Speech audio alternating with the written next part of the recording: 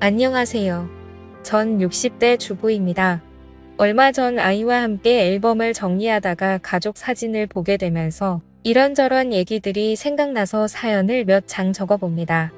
사실 이 얘기는 저희 아이들도 그리고 남편도 모르고 저만 가슴속에 품고 살았던 얘기라서 조심스럽기도 하지만 언젠가 한 번쯤은 누군가에게 꼭 하고 싶은 얘기였기에 용기를 내봅니다.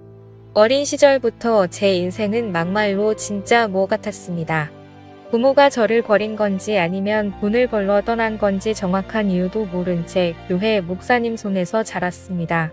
감사하게도 목사님은 저를 중학생이 될 때까지 돌봐주셨고 목사님의 자녀가 태어나면서 저는 고아원으로 보내졌습니다. 이렇게 성인이 되기 전까지 고아원에서 지냈고 20살이 될 무렵 저는 최소한의 퇴소 비용을 받아 고아원을 나오게 됐습니다. 제가 공부 욕심이 많았다 보니 대학은 꼭 가고 싶었는데 낮에는 돈을 벌어야 하니 선택지는 야간 대학뿐이었습니다.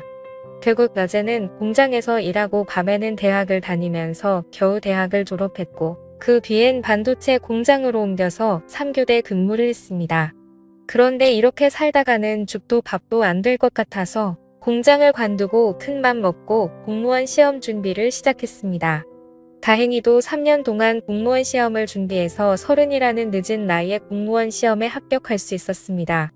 다른 친구들은 결혼을 하고 아이를 낳고 가정을 꾸릴 때 전막 사회생활을 시작하려 했는데 혼자 지쳐진다는 생각이 들었지만 힘들게 시험에 붙었으니 무슨 일이 있어도 퇴직하기 전까진 일을 하려고 했죠. 저는 한 지역의 시청에서 근무했는데 시민들의 민원을 처리해주는 부서에 처음 발령을 받았습니다. 안 그래도 소심하고 낯을 많이 가리는 성격인데 사람들을 상대하려니 너무 힘이 들더라고요. 일하는 내내 두통에 시달렸고 퇴근을 하면 즐거운 게 아니라 다음 날 출근할 생각에 불안 증세가 몰려와서 손이 떨리고 밤에 잠을 이루지 못했습니다. 안 그래도 소심하고 낯을 많이 가리는 성격인데 퇴근을 하면 즐거운 게 아니라 손이 떨리고 그러던 어느 날 민원 처리를 하고 있는데 한 남자가 서류를 들고 와서 몇 가지 문의를 해왔습니다. 그 남자의 물음에 답을 해주는데 갑자기 정신이 몽롱해지면서 잠이 오는 겁니다. 그렇게 전 그 자리에서 쓰러졌고 눈을 떠보니 병실에 누워 있었습니다. 그런데 제 앞에는 낯선 남자가 서 있는 겁니다. 정신을 차리고 자리에서 일어나려고 하니 지금 일어나실 수 있겠어요?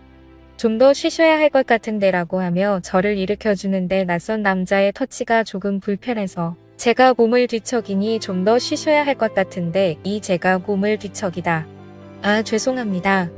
저 누군지 모르시겠죠? 저 아까 시청에서 서류를 떼려고 갔는데 갑자기 제 앞에서 쓰러지시는 바람에 우선 놀라서 제가 응급차 타고 같이 왔어요.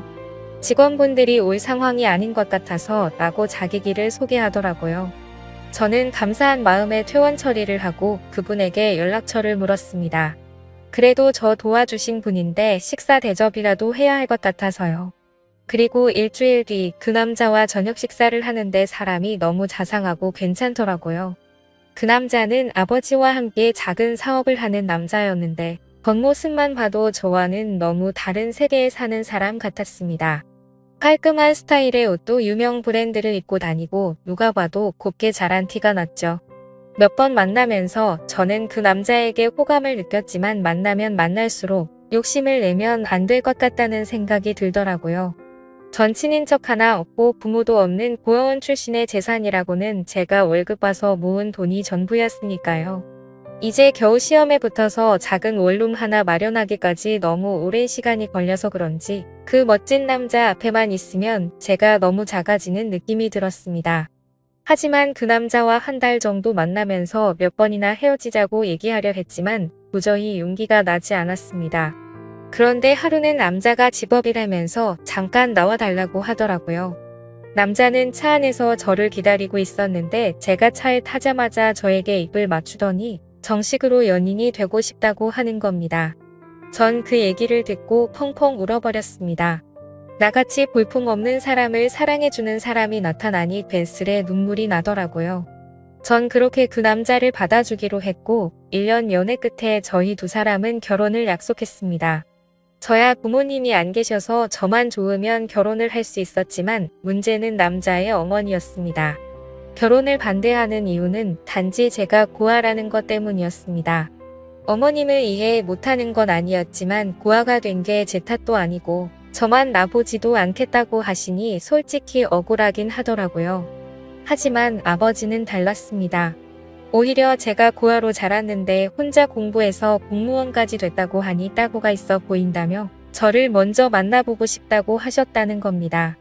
이렇게 아버님과 처음으로 식사 자리가 마련됐고 저를 보며 환하게 웃어주셨던 미소가 아직도 생각이 납니다. 거기에 술이 한 잔 들어가니 저도 마음이 편해지고 아버님께서 저에게 도마를 놓으시니 마치 이 결혼을 정말 허락받은 것 같은 생각이 들었습니다. 아버님이 잘해주시니 저도 그만큼 해드리려고 정말 많이 노력했습니다. 결혼하기도 전이었지만 먼저 연락도 드리고 선물도 드리고 단둘이 만나서 식사도 하고 아버님은 그런 제가 정말 마음에 드셨는지 얼른 결혼식을 준비하라고 하시더라고요. 어머님은 자기한테 맡기라면서요. 결국 저희 두 사람은 아버님을 등에 업고 결혼식을 올릴 수 있었고 감사하게도 작은 신혼집까지 마련해 주셨습니다. 대신 조건이 있었습니다. 제가 몸이 많이 오약한 편이다 보니 아버님께서는 일을 관두고 남편은 애조하길 원하셨습니다. 대신 무슨 일이 생기면 본인에게 바로 얘기하고 책임까지 져주시겠다고 약속을 했지요. 저 말을 듣고 솔직히 고민을 안 했다면 거짓말입니다. 공무원이 되겠다고 고생한 3년이 주마등처럼 스쳐갔지만 저도 이제 남들처럼 가정이 생겼고 제 미래를 이 가족에게 바쳐도 괜찮을 것 같다는 생각이 들었습니다. 솔직히 남편 사업이 꽤 잘 되기도 했었고 적어도 돈 때문에 마음고생할 일은 없어 보였기 때문이죠. 전 사직서를 제출했고 시댁 근처에 신혼집을 얻어 남편과 행복한 신혼생활을 보냈습니다. 하지만 점점 남편은 변해가기 시작했습니다. 누구보다 저를 사랑해 줄 것 같던 사람이 외박은 점점 잦아지고 연락도 잘 되지 않았습니다. 제가 조금이라도 잔소리를 하면 바로 손이 올라왔고 폭력을 쓰려 하더군요. 전 그럴 때마다 아버님을 찾아갔고 아버님께서는 저 대신 남편에게 쓴 소리도 하고 혼을 내기도 하셨습니다. 그렇게 결혼 3년 차쯤 됐을까 드디어 사건이 터졌습니다. 점심때 친구와 만나기로 한 약속 장소는 남편 회사 근처였습니다. 친구와 점심을 먹고 남편이랑 커피 한잔 하려고 휴대폰을 꺼내든 순간 전 제 눈을 의심했습니다. 남편이 낯선 여자의 허리를 감고 길을 걷고 있더라고요. 멀리 있어서 흐릿했지만 분명 제가 아침에 챙겨준 셔츠에 신발 그리고 재킷까지 누가 봐도 남편이었습니다. 그 자리에서 남편에게 달려가 딱이라도 때리고 그 여자의 머리차라도 잡았어야 했지만 전 아무 말도 하지 못했습니다. 만약 이대로 이혼을 하게 되면 앞으로 어떻게 살아가야 할지 그저 막막하기만 했거든요. 그 일이 있고 난 뒤 남편의 바람은 더 과감해졌습니다. 대놓고 집 앞에 차를 세워두고 그 여자와 데이트를 하고 동네에서도 팔짱을 끼고 다니면서 부부 행세를 했습니다. 어찌나 유난들을 떨고 다녔는지 이미 동네에선 남편이 바람을 피고 있다는 소문이 파다할 정도였으니까요. 한 번은 동네에 부끄럽게 뭐 하는 거야 바람을 피려면 조용히 피던가 하고 먼저 한마디 던졌더니 황당하다는 듯 대답하더군요. 여자가 말이야 남편이 집에 오면 좀 살갑게 애교도 부리고 그래야지 목석처럼 앉아서 말 한마디 안 하는데 무슨 재미로 집에 오겠냐. 그래 저 말을 듣는데 기가 막히더군요. 마치 자기가 바람을 핀 이유가 저 때문이라는 것처럼 말을 하고는 문을 쾅 닫고 나가버렸습니다. 저는 저 말을 꺼내기까지 몇 날 며칠을 고민했는데 고작 돌아오는 대답이 저 따위라니. 이대로 집에 혼자 있으면 이대로 제가 죽어버릴 것만 같아서 누군가에게 위로받고 싶었지만 전화 한 통 걸 곳이 없었습니다. 전 결국 시댁의 모든 사실을 다 얘기했고 어머님은 남자가 사업을 하다 보면 그럴 수도 있는 거라며 그냥 잊고 살라고 하는 반면 아버님은 달랐습니다. 이 새끼 저 새끼 이대 담지 못할 험한 욕을 하시더니 남편에게 전화를 걸어 당장 집으로 오라고 하시더군요. 그날 밤 남편은 밤새도록 아버님에게 두들겨 맞았습니다. 맘 같아서는 당장 이혼이라도 하고 싶었지만 뱃속에 아이와 직장도 없는 제가 갈 곳이 없었기에 섣불리 이혼 얘기는 꺼내지도 못하겠다고요. 아무 말도 못하는 저를 보고 아버님은 허튼 생각하지 말고 신혼집 정리하고 여기로 들어와라. 내가 저놈은 무슨 일이 있어도 버릇을 고쳐놓을 테니 나만 믿고 들어와라고 하시더군요. 평소 아버님 말이라면 꼼짝을 못하던 남편은 일주일 만에 신혼집을 정리했고 저희 부부는 결국 시댁으로 들어오게 됐습니다. 아버님 말대로 시댁으로 들어오니 남편이 꼼짝을 못하더라고요. 그렇게 5년 정도 그 집에 살면서 아이도 출산했고 크고 작은 사건들은 있었지만 그냥 남들처럼 평범한 날들을 보냈습니다. 저는 평소처럼 아이를 어린이집에 데려다주고 집으로 돌아오는 길이었습니다. 깜박하고 열쇠를 안 가지고 와서 밖에서 문을 두드렸는데 인기척이 없는 겁니다. 분명 어머님이 집에 실시간인데 아무 소리도 들리지 않길래 어머님께 전화를 걸었지만 받지 않으시더라고요. 괜스레 불길한 예감이 들어 열쇠 수리공을 불러 문을 열었습니다. 그런데 현관문을 여는 순간 저는 너무 놀라서 제자리에 주저앉아 버렸습니다. 어머님이 가슴을 부여잡고 문 앞에 쓰러져 계시는 겁니다. 놀란 저 대신 열쇠 수리공이 119에 신고를 해주었고 응급차를 타고 가면서 가족들에게 전화를 걸었습니다. 안녕하세요. 전 60세 전화를 받은 가족들이 모두 병원으로 모였지만 이미 병원에 도착했을 때 어머님은 심장은 멈춰 있었습니다. 평소 혈관 질환을 갖고 계셔서 건강에 주의를 했지만 급성 심근경색으로 돌아가셨다는 얘기를 듣게 되었습니다. 너무 갑작스러운 죽음 앞에 가족들 모두 슬픔을 감추지 못했고 아버님은 어머님 손을 잡고 펑펑 우셨습니다. 그렇게 갑작스레 어머님이 돌아가시고 난 뒤 아버님의 건강도 급격히 안 좋아지기 시작했습니다. 신우들은 이미 결혼을 해서 아버님을 모실 수 없다는 입장이었고 제가 집에 있으니 요양보호사는 부르지 말자고 하더군요. 결국 전 아버님과 함께 살며 아버님의 수발을 들었습니다. 매니마다 식사를 챙겨드리는 것은 기본이었고 관절염이 심해지셔서 거동이 불편하신 아버님은 휠체어 생활을 하셨는데 화장실에 가실 때나 밖에 볼 일이 있으실 때도 항상 제가 아버님을 모시고 다녔습니다. 솔직히 처음 오면은 왜 내가 이런 일을 해야 하는지 싶은 생각에 도망치고 싶고 아버님이 원망스럽기도 했습니다. 돈이 없는 집도 아니고 누가 나한테 월급을 주는 것도 아닌데 자식들도 안 하는 걸 며느리인 제가 하고 있으니 가끔 투정을 부리고 화를 내는 저를 보면서 아버님도 제게 죄스러운 마음이 드셨나 봅니다. 제가 짜증을 내도 아버님은 저에게 미안하다는 말을 달고 사셨습니다. 하루는 제발 요양원으로 보내달라 사정하시는데 저 때문인 것 같아서 눈물이 다 나더라고요. 결국 아버님께 제가 할 수 있을 때까진 모시겠다고 약속을 드렸죠. 그렇게 아버님을 모시고 산 지 15년이라는 세월이 흘렀습니다. 서로 살 부비며 살다 보니 아빠와 딸처럼 정말 막역한 사이가 되었고 신기하게도 아버님이 점점 건강을 되찾으시는 게 눈에 보였습니다. 낮에는 저랑 같이 밖에 나가서 같이 산책도 하고 바람도 좀 쐬면서 즐거운 시간을 보내는 반면 밤만 되면 저랑 남편을 빤히 저를 쳐다보시기만 하고 묻는 말에는 대답도 하지 않으시더라고요. 그리고 새벽부터 일어나서는 방 안에서 혼자 어머님의 이름을 부르면서 막 울부짖기도 하셨습니다. 하루는 남편이 조심스럽게 먼저 제게 말을 꺼내더라고요. 여보, 내 생각엔 아버지 치매 같은데 좀 이상하잖아. 대답도 잘 안 하고 말도 잘 못 알아듣는 것 같은데 낮에 시간 될 때 당신이 모시고 병원 좀 가봐. 거참 노인네, 이젠 하다 머리가 말썽이네. 제가 치매 노인을 겪어본 적은 없지만 치매라기엔 아버님은 저와 대화도 잘하시고 장난도 잘 치셨는데 남편이 저렇게 얘기하는 걸 보니 맞는 것 같기도 하고 좀처럼 감을 잡을 수가 없더라고요. 날이 밝으면 아버님을 모시고 병원에 가야 하나 생각하고 침대에 누워 잠이 들렸는데 밖에서 인기척이 들리는 겁니다. 남편은 제 옆에 누워 코를 골며 자고 있고 인기척이라면 아버님뿐인데 뭐가 필요하신가 싶어 밖에 나왔더니 후다닥 방으로 들어가시더라고요. 그 다음 날도 또 다음 날도 아버님은 밤마다 제 방 앞에서 서성이시다가 제가 나오면 다시 방으로 들어가셨습니다. 왜 저러시는 건지 궁금하면서도 별별 생각이 다 들더군요. 어머님이 일찍 돌아가신 후로 외로워서 저러시는 건지 뭐가 필요하신데 말을 못하시는 건지 저는 걱정스런 마음에 거실에서 아버님을 기다리기로 했습니다. 졸린 눈을 비비면서 아버님을 기다리고 있는데 새벽 1시가 넘어서야 아버님이 방에서 나오시더라고요. 그런데 이상하게도 저를 보고는 놀라지도 않으시는 겁니다.